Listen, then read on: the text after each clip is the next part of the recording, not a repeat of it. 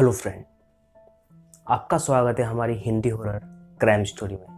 यदि आप हमारे चैनल पे नए हो तो प्लीज़ हमारे चैनल को सब्सक्राइब करें, साथ में बेल आइकन को ही दबाएं, क्योंकि जब भी हमारी नई वीडियो अपलोड होगी वो पहले आपको नोटिफिकेशन मिल जाएगी।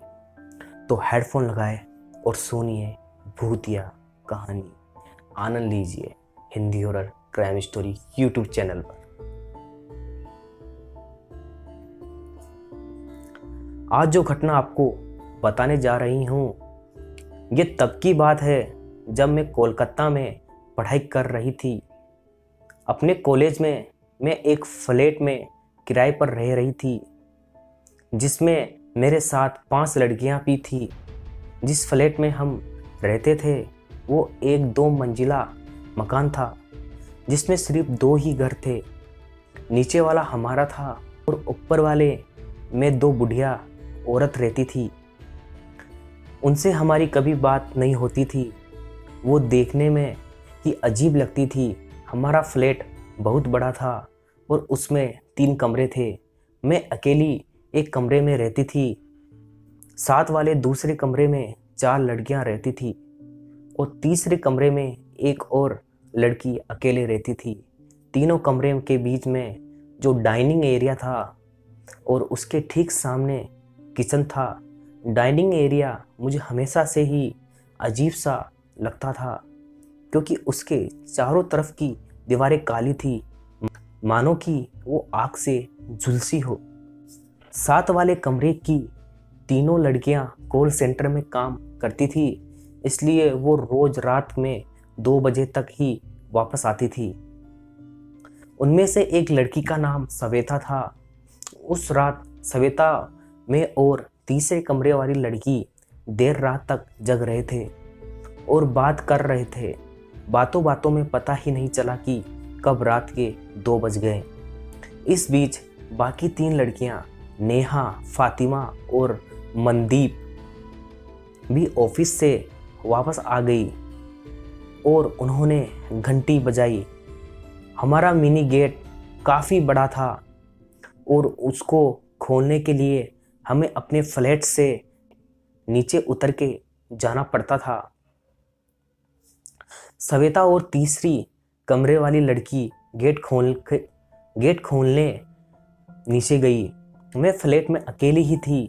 तब अचानक वो तीनों भागती हुई आई। मैं हैरान से उनसे पूछा, क्या हो गया? उन्होंने मेरी तरफ देखा और बोला, निकी, तुम्हें इतनी जोर से क्यों चीखा? और हमें अजीब सी आवाज़ें भी सुनाई दी जोर जोर से। मैं हैरान थी, मैंने चीखा ही नहीं था और इतनी रात के सन्नाटे में मुझे कोई चीखने की आवाज़ भी सुनाई नहीं दी।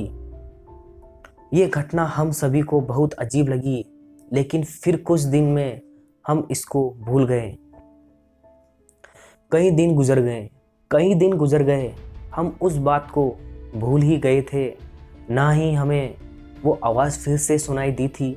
लेकिन जब भी हम में से कोई भी फ्लैट पर अकेला होता था, हमें हमेशा ऐसा महसूस होता था कि हमारे साथ कोई है, कोई हमें देख रहा है।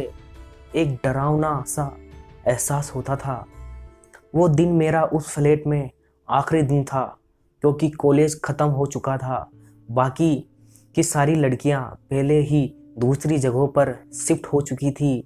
मुझे भी अगले दिन जाना ही था और उस फ्लैट में मुझे बस एक रात और बितानी थी। अकेले सारा सामान मैंने पहले ही पैक कर चुका था। फिर एक गद्दा था जिसमें मैंने सोने के लिए रखा था और कुछ कपड़े निकाल के रखे थे जो कि मुझे अगले दिन पहनने थे। रात के करीबन 12:30 बजे मैंने गद्दे पर लेटी हुई थी, जो कि फर्श पर ही बिछा हुआ था। मैं फ़ोन पर बात कर रही थी। कमरे का दरवाज़ा बंद था। अचानक मैंने देखा कि कमरे का दरवाज़ा अपने आप खुल गया। वो कोई हल्का दरवाज़ा नहीं था, बल्कि बहुत भारी दरवाज़ा था, जो कि हवा से नहीं खुल सकता था। दरवाज़ा खुलते देख मैं बहुत सहम सी गई थी। क्योंकि उसके साथ ही मुझे ऐसा महसूस हुआ कि कमरे में कोई घुस गया है।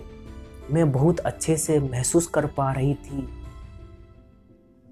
कि मेरे साथ कमरे में कोई और भी है। मेरा रोंग रोंग खड़ा हो गया और दिल से अजीब सी दहशत भरी, मैं डर के मारे हिल नहीं पा रही थी। हिम्मत करके मैंने अपना फ़ोन नीचे रखा। मैं गद्दे पर लेटी हुई थी। बिल्कुल सन्नाटा था। मैं किसी के सांस लेने की आवाज़ अच्छे से सुन सकती थी। मैं इस फर्श पर किसी के चलने की आवाज़ भी सुन रही थी। आवाज़ बहुत साफ आ रही थी और मुझे पता था कि मैं कोई सपना नहीं देख रही हूँ। मैं अपने पूरे होश में थी।